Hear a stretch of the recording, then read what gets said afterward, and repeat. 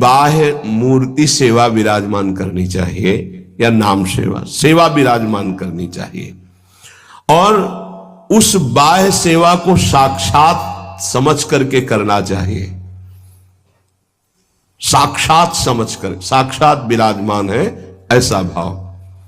बाह्य पूजा के साथ साथ मानसिक सेवा का बहुत बड़ा योग है, और यह बाह्य सेवा से ही मानसिक सेवा प्रारंभ हो जाती है। सेवा तभी पूर्ण होती है जब आप पहले उसका चिंतन करेंगे। चिंतन नहीं करेंगे तो सेवा पूर्ण नहीं होगी, वास्तविक सेवा सही नहीं हो पाएगी। पहले आज श्री जी को कौन सा पोशाक धारण कराना है, कौन सी पत्रावली करनी है, और कैसे केशपाश समा, आज कौन से कुंडल, अच्छा ऐसे कुंडल, ऐसे ऐसे, और आज भोग में क्या क्या, ये भोग में ऐसे श्री जी यहाँ विराजमान होंगी, ऐसे होगा, ऐसे छत्र होगा, ऐसे भोग लगेगा। पूरी मानसिक चिंतन होता है, फिर वो सेवा प्रगट में होती है। तो प्रगट सेवा ही मानसिक सेवा में पहुंचा देती है। पूज्य बाबा कह रहे, गोपी जनों की तरह प्रेम प्राप्ति के लिए सबसे पहले अपने इष्ट का चयन और इष्ट की अनन्यता, इष्ट की अनन्यता, इष्ट की अनन्यता में आ गया अपने इष्ट का नाम जपना, अपने इष्ट का मंत्र जपना, अपने इष्ट का ही गुणगान करना, अपने इष्ट के विषय में ही सोचना, ये सब आ गया। फिर इष्ट के श्री विग्रह की, मूर्ति की, छवि की, नाम की सेवा विराजमान करना, और जैसे गृहस्थ है तो जितने याम कर सके, जितना कर सके, लेकिन अगर विरक्त है तो 8 पहर की सेवा। हमारे पास और कोई काम नहीं, हमारी जिम्मेवारी है 8 पहर की सेवा। बाह्य पूजा, मानसिक पूजा, दोनों साथ साथ चलती हैं उपासक की। ध्यान दे करके अगर आप सेवा करोगे तो देखोगे आपकी मानसिक सेवा होगी। आज वो वाली नथ पहनानी है, वो ऐसे धारण करानी है, हाँ आज इस रंग की पत्रावली, इस रंग की चोली, इस रंग के ऊपर चुनरी, और इस रंग का लहंगा, और ऐसे ये जो हो रहा है ना, ये मानसिक सेवा हो रही है, बहुत बड़ी चीज हो रही है। देखो आप लोग जो चिंतन करते, आज फूल बंगला ऐसे बनाना है, आज ऐसे, बहुत बड़ी सेवा हो रही। आज श्री जी की रसोई, ये मानसिक जो सेवा, और बहुत जोर की सेवा, प्रगट सेवा का फल है मानसिक सेवा, और मानसिक सेवा ही सिद्धावस्था को प्रदान करती है, ये बात ध्यान दीजिए। और जो इष्ट का नाम मिला है वो केवल जबान से ही नहीं, चिंतन के साथ होना चाहिए। प्रेम की बात कर रहे हैं, केवल हम जबान से रट रहे मंगल है, लेकिन यहां कह रहे गोपी प्रेम की बात, गोपी जैसा प्रेम, उसका चिंतन होना चाहिए। जैसे राधा राधा, तो हमारा चिंतन भी हो रहा है। बाह्य जप से बहुत समय लगेगा, जब बाह्य जप और आंतरिक चिंतन दोनों एक साथ होंगे, बहुत जल्दी वासनाओं का नाश होकर आनंद की उत्पत्ति होती है। केवल बाह्य जप से बहुत काल के बाद लाभ मिलता है, बाह्य जप के साथ आंतरिक ध्यान से बहुत जल्दी लाभ प्राप्त होता है। इष्ट देव का चयन, इष्ट देव की अनन्यता, इष्ट देव की प्रगट सेवा, मानसिक सेवा, और इष्ट देव का नाम ध्यान सहित जप, और इष्ट देव के ही गुणों का चिंतन करना। हमारी श्री जी का ऐसा स्वभाव, हमारे लालजू का ऐसा स्वभाव, उन्हीं की तरफ चिंतन करना। अन्य सब संबंध चिंतन को छोड़ना गोपी प्रेम की प्राप्ति है। महाराज जी सुनते हैं, श्री सुखदेव जी का वैराग्य बहुत तीव्र और उच्च कोटि का था। क्या ऐसा कोई साधक वैराग्य नहीं धारण कर सकता? इस कोटि का वैराग्य क्या साधु के अंदर, साधक के अंदर नहीं आ सकता? निश्चित आ सकता है, पर ये सकामी साधक के अंदर नहीं, विषयी साधक के अंदर नहीं। जो निष्काम भाव से दृढ़ निश्चयी है कि केवल शरीर पोषण के लिए वस्त्र और भोग आदि, जो प्रारब्धवशात कोई चाह नहीं, उसके हृदय में तीव्र वैराग्य जागृत होता है। दृढ़ लक्ष्य, दृढ़ निश्चयी, शरीर की भी परवाह नहीं, नहीं खान पान ते भावे है, नहीं कोमल वसन सुहावे है, सब विषय लगे ते खारा है, हरि आशिक का मग न्यारा है। जो अंदर से दृढ़ निश्चय नहीं है, अंदर से भगवत प्रेम का भाव लक्ष्य नहीं है, तो बाह्य त्याग फिर दंभ पैदा कर देता है, दिखावटीपना फिर आने लगता है, जो बहुत ही साधक के जीवन में धोखा पैदा कर देता है।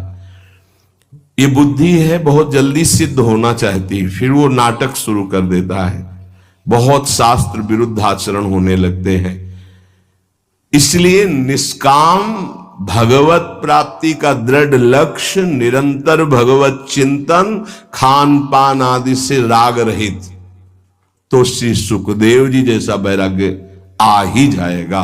पूज्यपाद बाबा कहते ऐसा नहीं कि उनको जो वैराग्य था वो किसी को प्राप्त ही नहीं हो सकता। लाखों हो गए हैं, देखा थोड़ी सबने, लाखों हो गए, लाखों हैं, लाखों होते रहेंगे। ये भगवान की सृष्टि है। जैसे जड़ भरत जी की स्थिति आई, उनसे ऊंची ऊंची स्थिति के ज्ञानी महापुरुष देखे गए, उनसे ऊंची स्थिति के ज्ञानी महापुरुष देखे गए, पर चर्चा उनकी गाई गई है। भगवान ऋषभदेव जी के पुत्र है, लेकिन ऐसे लाखों जड़ भरत हो चुके, लाखों होंगे। ये भगवान की सृष्टि, ऐसे ऐसे महापुरुष ब्रह्मबोध संपन्न देखे गए, जिन बिल्कुल निरपेक्षता की मूर्ति, निरपेक्षता की मूर्ति।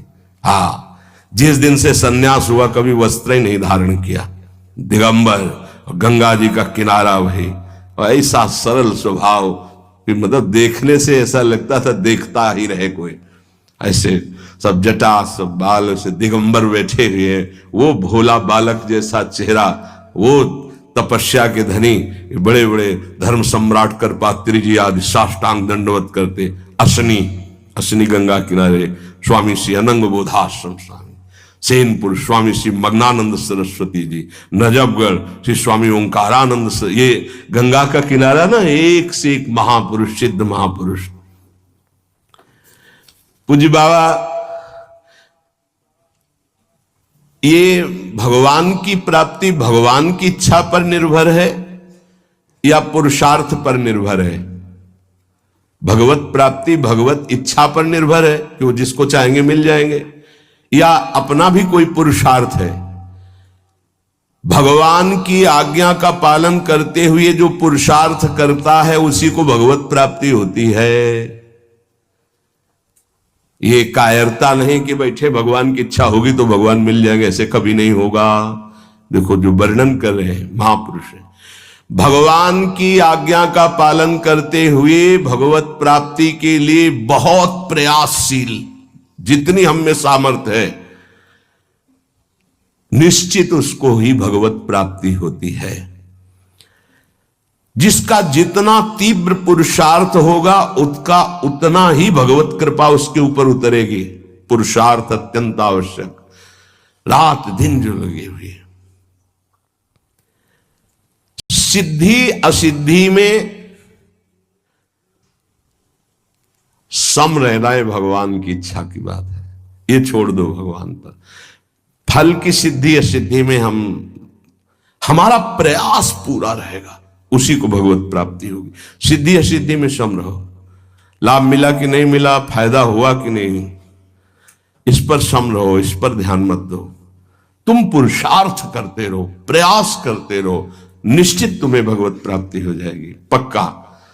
देखो ये पूरे जीवन की यात्रा की बात है, 4 दिन में सुधरने वाले नहीं हैं। विश्वास हमारी बात पर करना, ये कोई छोटे मोटे शत्रु नहीं है, नहीं तो तुम्हारी साधना फिर ढीली हो जाएगी कि 2 साल हो गए, अभी तो हम काम विजयी नहीं हुए, क्रोध विजयी नहीं हुए, अभी हम लोभ विजयी नहीं हुए, मोह विजयी। छोड़ो ये सब बातें, तुम भजन का पुरुषार्थ करो, जैसी स्थिति है वैसे शांत रहो, शांति से ये नष्ट हो जाएंगे। निरंतर भगवान के स्मरण में लगे रहो। भक्तों की ये मान्यता फल पर होती है कि भगवान जैसा चाहे, लेकिन पुरुषार्थ पर नहीं। हमें जो समय, जो दिनचर्या, जो भजन, उस पर हम कायर बन करके नहीं बैठेंगे और जैसा भगवान नहीं। उसके लिए हमें जो गुरुदेव ने आज्ञा करी, जो दिनचर्या, जो भजन, उस पर तत्पर रहेंगे। आप बहुत जोर देते हैं भजन पर, तो भजन किसे कहते हैं? अर्थात हम किसको माने कि भजन हो रहा है? अंतःकरण शब्द बोला है, यहां से गाढ़ चिंतन होना, निरंतर भजन कहते हैं, जिसे भगवदाकार वृत्ति, उसे भजन कहते हैं। दूसरा भजन का अर्थ है सेव्य को सुख पहुंचाना, सेवा, भज धातु सेवायाम। उपासक दो ये बातें पकड़े रहता है, उसे भजनानंदी कहते हैं। अंतःकरण से अपने इष्ट का गाढ़ चिंतन, वो रूप का हो, नाम का हो, मंत्र का हो, और शरीर से प्रकट सेवा में प्रतिपल लगे रहना, ये दो वृत्ति जिसके अंदर है वो भजनानंदी है।